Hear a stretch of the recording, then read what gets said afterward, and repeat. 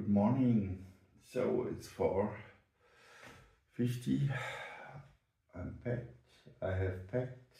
We can leave. And unfortunately, this year is the things will broken year because my bag, the zipper is broken now. I can't close it anymore. And it's so all those things cost so much money, but of course if you use it every day 10 times, I don't know why and I really don't know for whom I have to search, for which kind of profession who could change the zipper of this bag, because it's really expensive, this bag, and you don't need to buy a complete new one, you just need to put another zipper in, probably.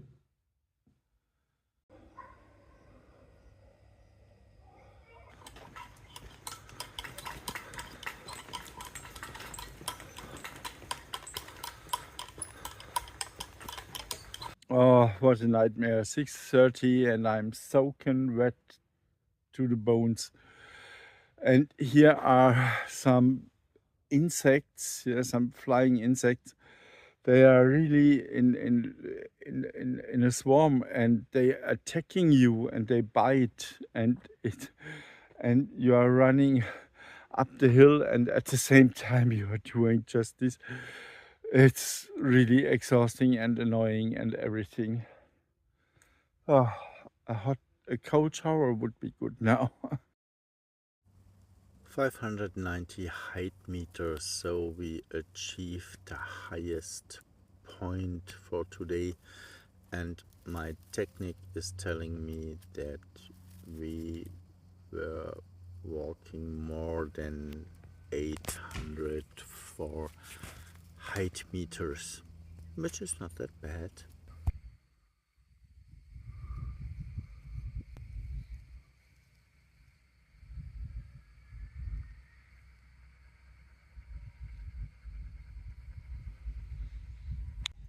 Hallelujah, a place to sit.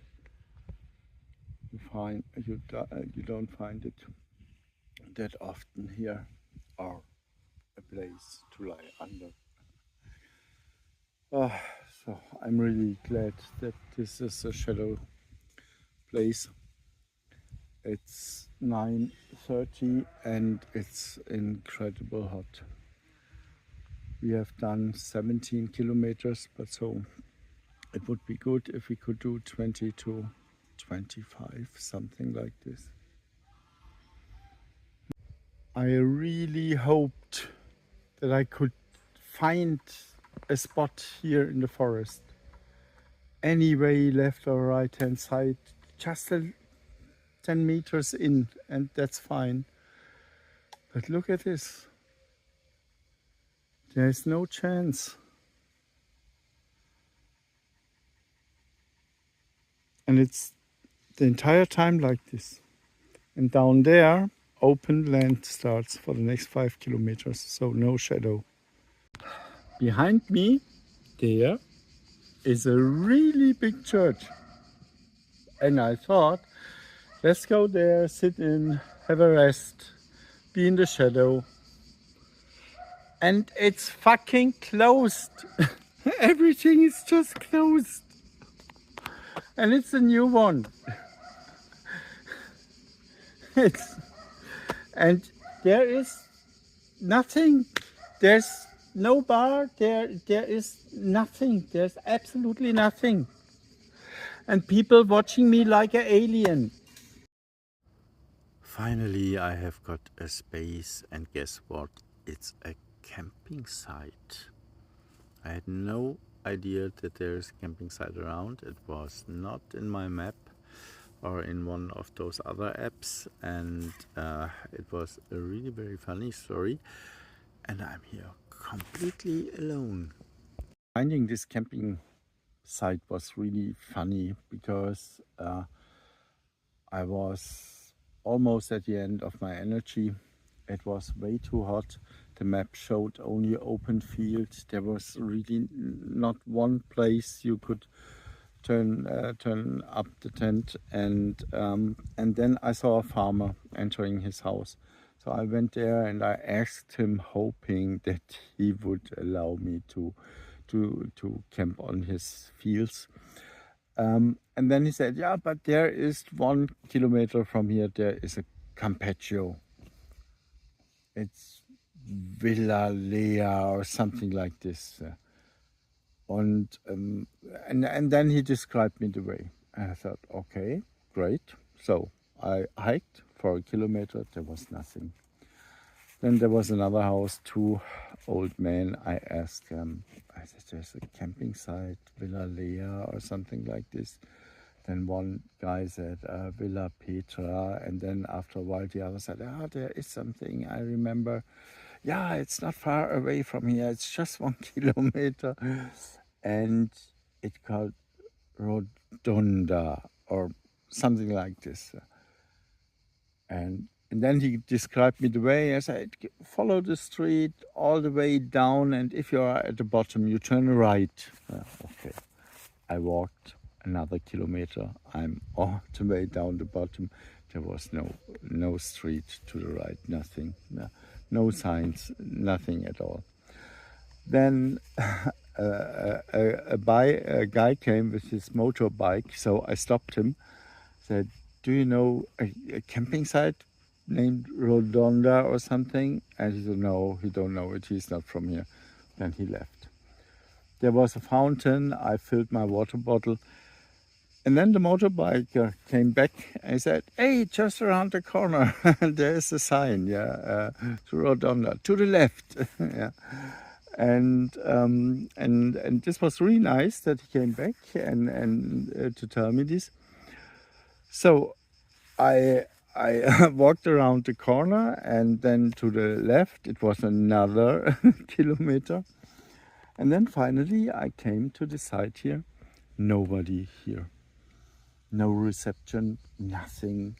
It looked a bit like abandoned, but it was too nice done for that. But no electricity, water. I opened it with a tool, and it was dripping. It was enough that I could fill some bottles, and and then I thought, okay, I just will build up my tent now. And an hour later, a lady came, and then she was first a little bit upset, and because I said, "Yeah, 3 people said I could spend here the night. There's a camping site and whatever." And they said, "Yeah, but you should call me." And I said, "Yeah, but there is nowhere a phone number. I couldn't find you in the internet, and nothing." And seriously, I was not sure if this is still in work or if it's abandoned or not. Yeah. So everything was good. She said it's 20 euros per night. She will come later catching the money and my passport, and she will go to clean. Then she came back, and then she saw my sign and what I'm doing, and I wanted to pay her, and she said, "No, I don't take money from you." That's really nice. So of course Italy has got his good people, but these are just 0.01% of 100, and I'm really, really glad that it turned out like that. That I have got a space to sleep. It's a great place. I have got shower, toilet, everything, and on top it's free. That's really amazing. So thank you so much for this. The zipper of my bag, it bothered me the entire day, and now I found finally a solution. So I took the knife and I made here a cut. You can probably see it there. And so I was able to bring the one side into this thing. I don't know the English name for, And with this, it's working again. I just have to find needle and pin or to buy it somewhere so I can close the end, so that because now if I open it too much, it will be out again and I have to fix this. I'm really happy that I was able to repair this bag, the zipper of this bag, because this bag costs 280 euros. This is really a lot of money, and it's a very, very good bag, and it's so perfect in many senses and or in many terms, and and you can't change the zipper because it's it's glued in, yeah, so you cannot remove it and put another one in. That's simply not possible. So thank you, YouTube. I watched now a lot of videos, and then I found that, and this made really sense, and this was the only thing I could do. What does it mean to live in harmony? Living in harmony means finding and maintaining a balance between different aspects of life. It is about making peace with yourself and your environment, which includes both inner balance and external harmony. Harmony often encompasses the idea of harmony and unity in relationships, society, and with nature. All of this is virtually impossible, hopeless, or at least highly disturbed after a suicide or during a personal mental crisis. Personally, harmony means finding inner peace, which is often achieved through self-acceptance, mindfulness, and emotional well-being, or when you have found the true character of your own soul and align your life accordingly. People who live in harmony with themselves are typically able to balance their feelings and thoughts, which leads to healthy self-perception and stable self-esteem. Interpersonally, harmony refers to the quality of relationships with others. It implies respect, understanding, and empathy in dealing with other people. Harmonious relationships are free of unnecessary conflict, although differences of opinion can be resolved in a constructive way. Yes, unfortunately, there are people around me who cannot resolve differences of opinion constructively, especially alpha male who feel insulted by criticism for their entire lives and still hate me years later.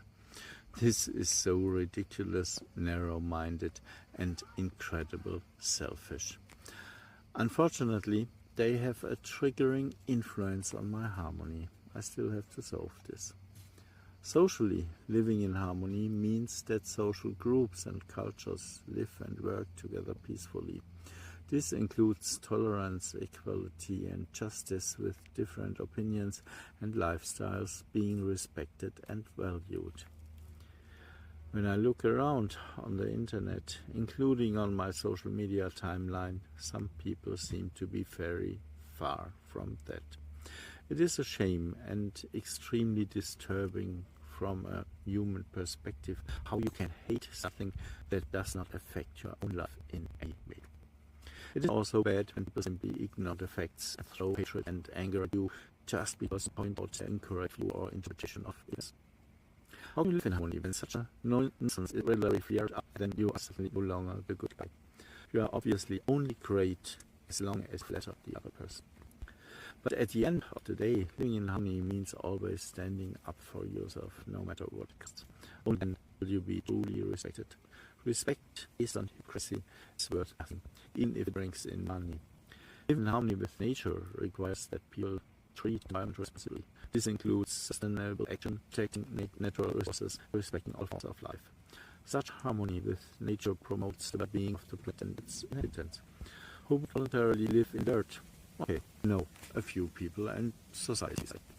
Overall, living in harmony is a state characterized by balance, peace, and cooperation. It is a dynamic process that requires constant attention and adjustment in order to enable a balanced and content existence. But harmony also requires constructive discourse and taking your own ego less seriously in the sense of we, or in the sense of a cause that we serve that is more important than the self. Do you live in harmony? If not, what or who is disturbing your harmony? Why can't you separate from these people or at least confront them? Who or what promotes your